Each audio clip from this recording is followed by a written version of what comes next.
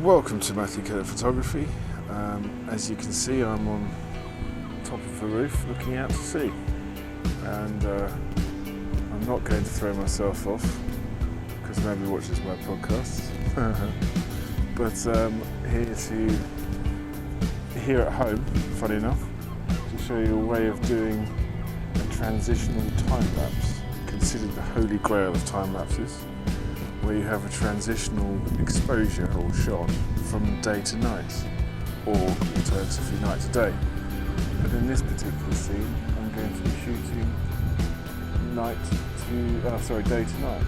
So it's going to, the sun's going to set, it's not over there, but it's there, over those hills, and that's going to be my scene. Quite fortunate that it's going to be quite a pretty scene, and it's basically it's a view from my flat that I live in, sunny old Hastings, England, and it should be quite nice. And there are various things that you can do whilst you're out and about or want to achieve this effect. So I shall be setting up my camera downstairs, not on the roof, because it could be considered a bit dangerous and you might lose your camera or be affected by certain things. But yes, so I'm going to set it up out of my window and it should be lots of fun. Well, here we go. We're in my office, which is quite nice, and that is the view that we're going to shoot. So I shall obviously open the window. There's no point shooting through glass. This is the equipment you need. Well, basic equipment you can use.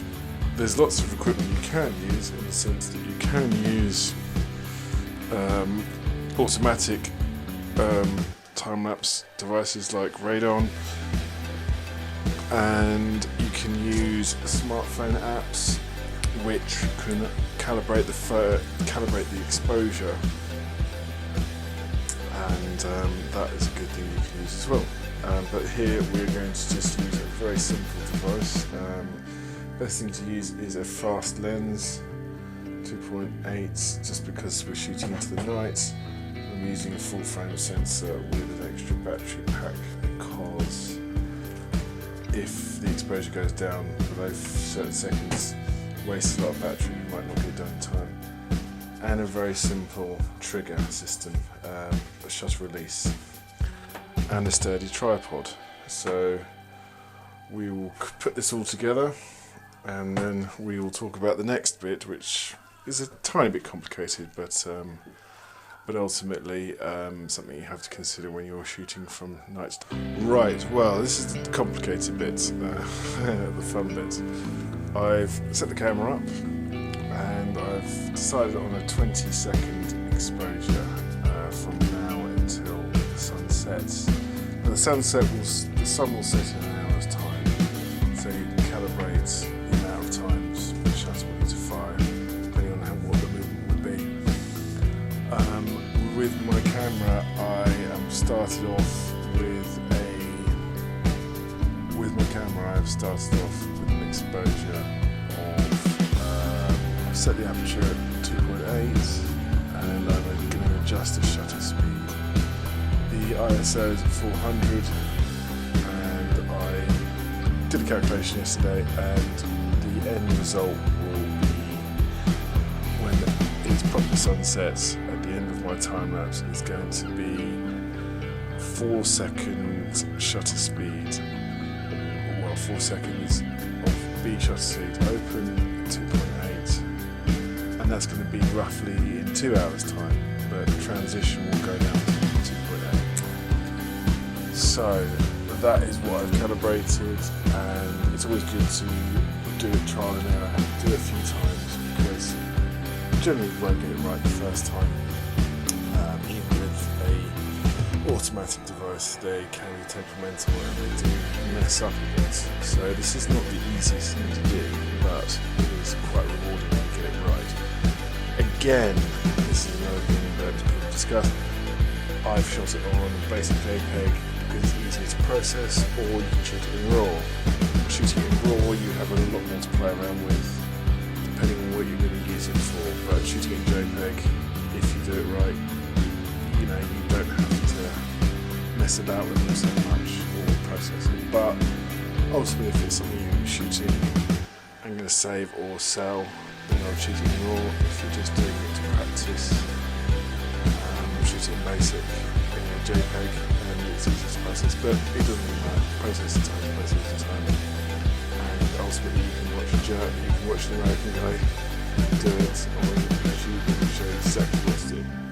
But ultimately, this is what I'm doing. So I'm shooting this on RAW, and I've shot it on JPEG as well. And you can see the results later. So what I do now is I will just set this off. It will count down. Right, we're halfway through the time lapse. As you can see, the camera is ticking along quite nicely. As you can see, the sun is slowly setting. The moon is coming up, and we're starting to increase the exposure as the sun is setting. This will peak soonish as latitude in all over the world and different times of year changes all the time. You have to basically decide when you're going to do these shoots, and night before get the exposure and adjust accordingly to the time you wish to do it. It will slowly increase at some stage, and the best thing is to sit on your camera and wait for the time to change.